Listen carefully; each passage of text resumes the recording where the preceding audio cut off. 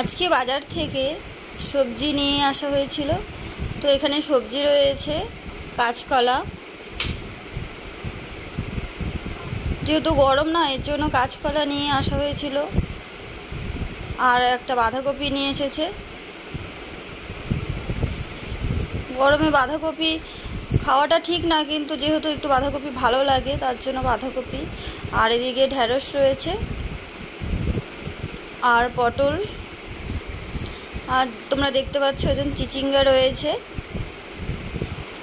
তো আজকে সব সবজি রান্না করব না, আজকে বাঁধাকপিটা রান্না করব আর মশলা ঢ্যাঁড়স করব।